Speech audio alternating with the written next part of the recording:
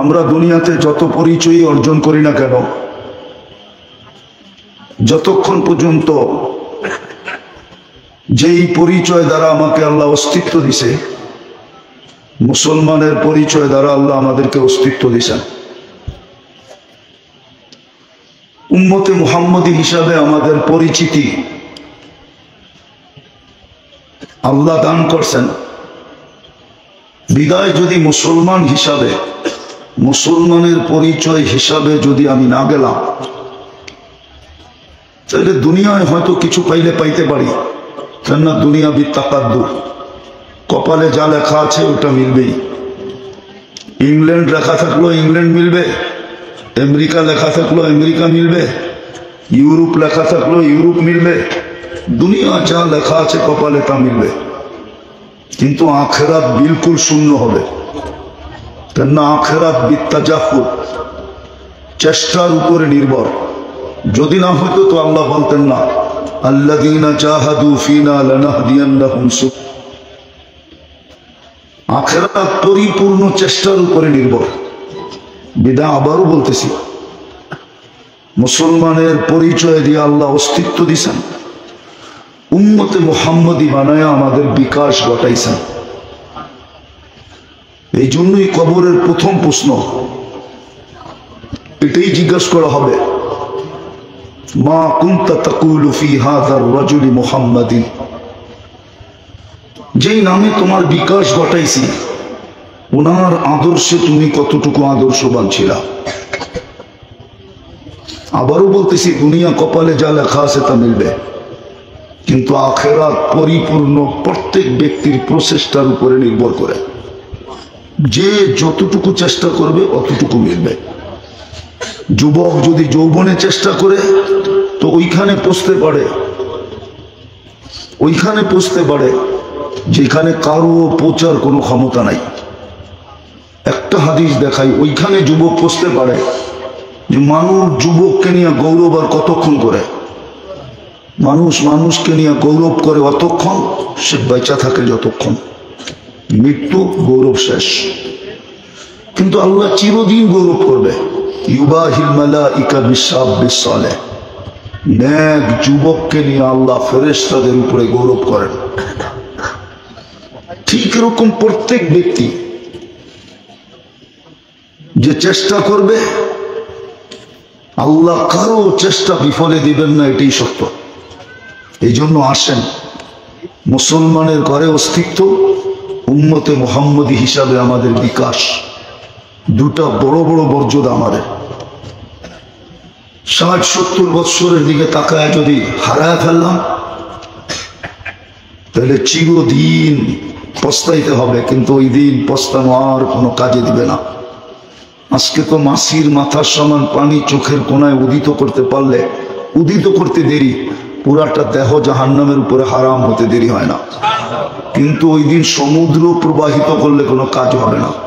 আজকে এতটুক পানির দাম আছে, বিদায় যদি বুঝাইতে পেরে থাকি এতটুক কথায়, তাহলে আসেন আল্লাহর দিকে ফিরি, তওবা করি। বয়ান লম্বা হওয়া কোনো জরুরি না, অল্প কথায়ও জীবন চেঞ্জ হইতে পারে। হাজারো প্রমাণ আছে, এক কথায় জীবন চেঞ্জ। এই জন্য এখনো সুযোগ হাতের ভিতরে আছে, আল্লাহ সুযোগ দিছেন। নাইলে চিৎকার দিয়া বলতেন না মা যালা ইয়াস্তাগফির আগফির, যখনই মাপ চাবে তখনই মাপ করে দিব। চলেন আল্লাহ আজকে আল্লাহর কাছে মাপ চাই। পারবেন? কে কে পারবেন দেখি? তাহলে বলেন, আল্লাহ অতীত থেকে তওবা করলাম। বিশেষ করে যুবকরা বলো, অতীত থেকে তওবা করলাম। আল্লাহ আপনি আমাদের গুনাহ মাফ করে দেন, আল্লাহ আমাদেরকে কবুল করেন।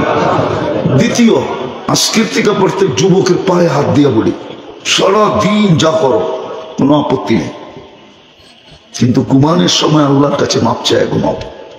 হতে পারে একদিন আসবে ঘুমাবে আর কোনোদিন উঠবে না।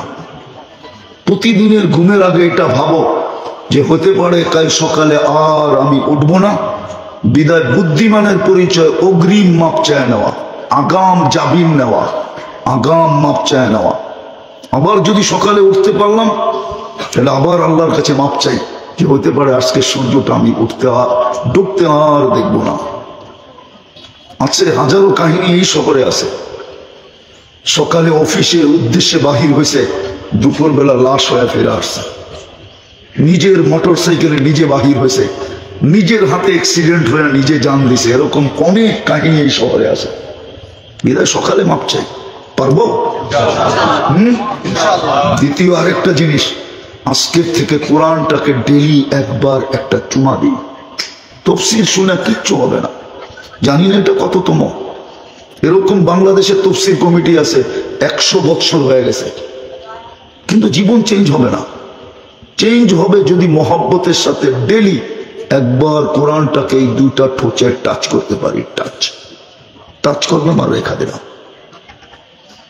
আজকে সারাদিন বহু জিনিসে আমরা টাচ করে চুমা দিই। আমি যুবকদেরকে বললাম না, সময় নেই, নাহলে সারাদিন যুবকরা বহুত আইকা নায়িকা, আয়ক গায়ক, মডেল, ঠিক না, অর্তকি নর্তকি ছবি দিকে টাচ করে চুমা দেয়। তুমি দাও, তোমার বিষয়, কিন্তু তোমার পায়ে হাত দিয়া বলে ডেলি কোরআনটাকে একবার চুমা দাও। আজকে আমরা বৎসরের পর বৎসর কোরআন ছুঁয়া দেখি না। কোরআন শুধু কাঁদতেছে না, আমাদেরকে অভিশাপ দিতেছে, বদদুয়া দিতেছে। প্রত্যেকের ঘরের কোরআন বদদুয়া দিতেছে। বৎসরের পর বৎসর পড়া আছে, একজনও এখানে নেই ডেলি কোরআনটাকে একবার খুইলা দেখে, একটু ছুঁয়া দেখে, একটু চুমা দিয়া দেখে। বলো কয়জন দেখে? তাইলে কি কোরআন আমাদের বিরুদ্ধে অভিযোগ দিবে না? আল্লাহর রসুলকে তো আল্লাহ এক পর্বে জিজ্ঞেস করবে যে আর কে বাকি আছে দুযোগে?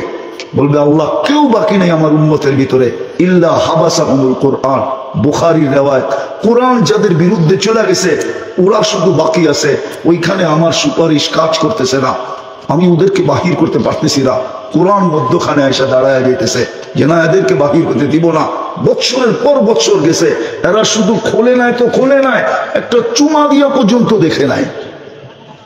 বলুক এখানে যারা দাঁড়ায় আছে, বসে আছে, বৎসরে কয়বার কোরআনকে চুমা দেয়? তফসির কি হবে তফসির দিয়া? কোরআন তো আমাদের বিরুদ্ধে, এই জন্য আজকের থেকে কোরআনকে চুমা দিব। পারবো? হ্যাঁ, কে পারবো? যে অঙ্গীকার ডেলি একবার কোরআনকে চুমা দিব। নামান, তাইলে লক্ষ কোটি তফসিরের চেয়েটা উত্তম হবে। কোরআন আপনাকে নিয়ে যাবে জান্নাতে। কোরআন যার পক্ষে, দুই জিনিস যার পক্ষে, আল্লাহ তার পক্ষে, কোরআন আর রসুল। আজকে তো রসুল ভুলেই গেছি, আদর্শ নাই।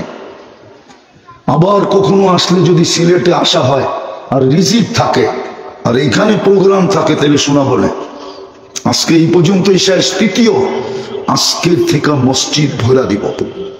মসজিদ গুলা চিৎকার দিতেছে। আধ্যাত্মিক শক্তি যদি শাহজালাল রহমতুল্লাহ আলাইহির মতো থাকতো, তাহলে আমি মসজিদের কান্না প্রত্যেক এলাকার মানুষকে শোনায় দিতাম। জুমার দিন কিছু মুসল্লি হয়, বাকি 5 ওয়াক্ত মসজিদ খালি থাকে।